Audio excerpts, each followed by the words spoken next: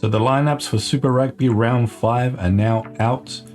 Thought I would share my thoughts on how these games would play out and give my tips on what I think the final scores are going to be. First up, we got Highlanders versus the Hurricanes at Forsyth Bar in the dry. It'll be a home game for the Highlanders coming off the bye. They'll be in front of the zoo and they'll be pumped up. The Hurricanes, their backs are to the wall a little bit. They're currently bottom of the table. They're coming off their big loss to Moana Pacifica, and they really need to start turning things around. Good news for them is that they do have some serious reinforcements returning this week. Asafo Almua at hooker and Tyrell Lomax, they joined the bench. And I think this is a pretty big deal. This is probably two of the biggest names that they've been missing this year.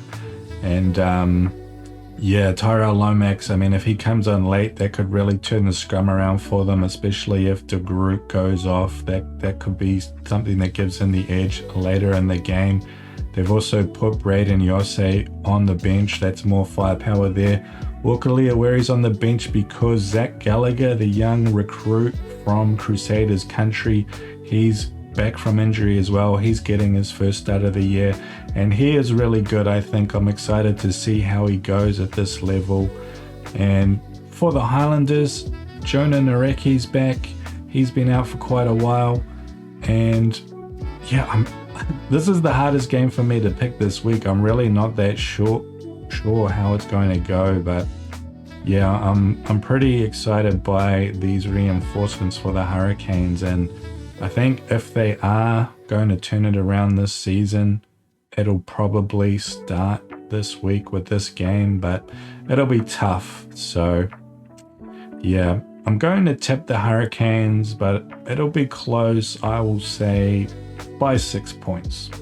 Next, we have the Brumbies versus the Drua at GIO, home game for the Brumbies. And this is going to be just a weird and funny game. That these two teams, they've already played in the first round in Fiji, and it was just completely bizarre how things unfolded. I think the Drua went down to about 13 men, and it looked so scary for them, but then they actually started scoring points. So yeah, it was just a really bizarre game. The Brumbies in the second half, they sort of calmed things down a bit and stopped playing into the Drua's game. They just tried to control the ball for long periods and be patient and use their set piece, and it did sort of work, but they really struggled to hold on to the ball, the Brumbies. They just turned it over constantly. They were dropping it all the time, and yeah, it made that game a bit of a hairy finish for them, but they did get there in the end. And look, we're not in round one anymore. These teams have come a long way. The Drua, they're coming off that big win against the Chiefs last week, albeit at home in Lautoka and in atrocious conditions, which really hurt the Chiefs. But yeah, this Brumbies team, it's pretty much full strength as well. Like Noah Lolosio has returned, and for the Drua, I mean, they've had a few guys return as well. Yosefo Masi, he's back after that injury in round one. He's big. Ravu Talmunda, he was back last week, but yeah, he's another big player as well. Thanakai Vada, he's starting this week instead of sitting on the bench. I'm a big fan of his, so yeah, it's hard to take it away from the Brumbies in this game, especially after their tour to New Zealand where they did quite well. They didn't go away in that Chiefs game. They came right back into it, gave them a real scare, and obviously they beat the Blues at Eden Park, which was pretty big. I mean, neither team looked that great in that game. It was a bit of a scrappy game, but yeah, they got the job done. So you'd expect when they go back home, they should be able to get the job done against the Drua as well. And Drua, I mean, they're notoriously bad when they're playing away from home. This year they have been better in that regard. But yeah, I'm going to give it to the Brumbies by 10 points. Now the Crusaders versus the Western Force. This is in Christchurch, a home game for the Crusaders. They had a big win last week at home against the Reds. And the Western Force, I mean, they struggled last week against the Waratahs. It was an away game for them, but yeah, they really turned over a lot of ball and they just sort of got dismantled by the Waratahs. And this Crusaders team, they're looking pretty hot at the moment. They really blew the Reds off the park. They're looking really lethal, really dangerous, and they're just getting stronger as well, having guys come back. They've got Macca Springer back this week, Braden Enner as well. Cody Taylor, he was back last week, but yeah, he is huge for them.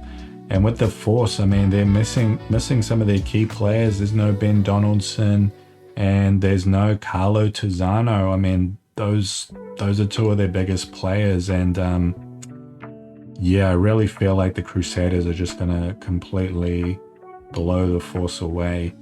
And yeah, I'm going to tip the Crusaders by 20 points. Chiefs versus Blues. This is a very big game. They already played in round 1 at Eden Park where the Chiefs came away with the win.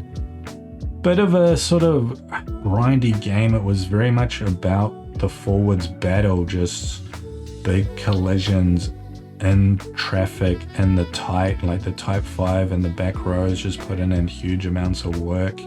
And it was actually quite a close game. The Blues were ahead, but in that second half, the Chiefs, they just came on strong, and D-Mac, he just sort of ran away with the game. And the Blues just, we didn't realize it in that round 1, but yeah, they've really struggled ever since. They do not look like the same team that they were last year. They're trying to grind with their forwards, but they're not getting that same go forward. They're not getting the momentum. They're getting turned over at the rucks as well, and it's really costing them, especially in the second half. In that game against the Brumbies last week, we did actually see some flashes of brilliance in the first half. We saw them get some momentum, and we saw how dangerous they looked off the back of that. But yeah, it fell to bits completely in that second half at the ruck. So yeah, I mean, this is going to be at FMG. It's a home game for the Chiefs. They've already beaten the Blues. Really can't take it away from them, especially with the Blues crumbling again at Eden Pass last week. So yeah, got to give it to the Chiefs, and I'm going to say by, still close, I'm going to say by 7 points.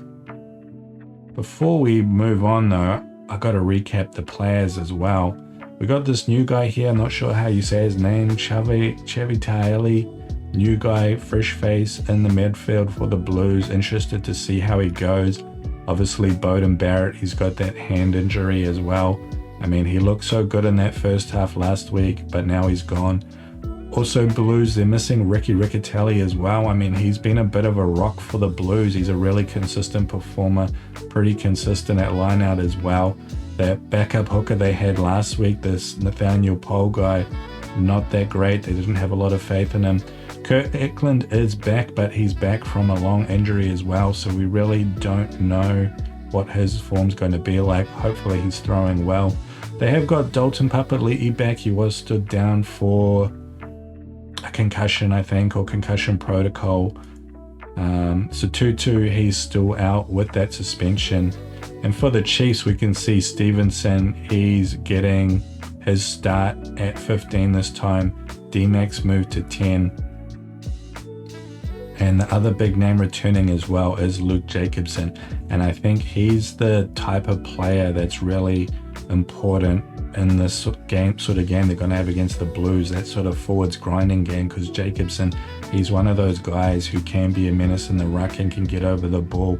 And we saw last week how powerful that can be against the Blues, and I expect them to be targeting that area this week as well. And last but not least, we have the Reds versus the Waratahs at Suncorp. Home game for the Reds. And yeah, I think they're going to be up for this one. They've just had that tough game against the Crusaders in Christchurch. They still look pretty decent in that game at times though. They conceded a lot of points, but they were able to get a lot of points back themselves as well. They are quite a lethal team, I think. They are a team that can still score points. And yeah, being back at home now, they'll want to be putting on a good show for the state after those floods. And yeah, the Waratahs have looked good as well, but they haven't had as tough a start to the season in some regards. So yeah, I'm really interested to see how this game goes. I think it'll be a genuinely good battle. And I'm thinking, I'm leaning towards the Reds. They are playing at home, and they've got Tom Liner back this week as well. That'll give them a boost. Reds, they've got Hunter Paisami back from his suspension as well. He's actually going to be pairing up with Daugunu in the midfield, which I do like actually. Daugunu, he looked good against the Crusaders in the midfield, and I think it's just that he's one of those players, you just get the ball to him and he makes things happen. And when he's on the wing, sometimes he just sort of stays out there. It doesn't come his way, and you don't get that impact from him. But at center, I actually really like the look of him there, so I'm keen to see how he goes in this game. And yeah, I'm going to give this game to the Reds by about 8 points. And that'll do it, guys. Just let me know what your thoughts are about these games, which ones you're looking forward to, and how you think they're going to play out. And after this video, hang about, because I'll be releasing my best picks for the official Super Rugby Fantasy competition as well. I've pretty much got all the work done for that. I just need to record it, and that'll be out soon. Cheers.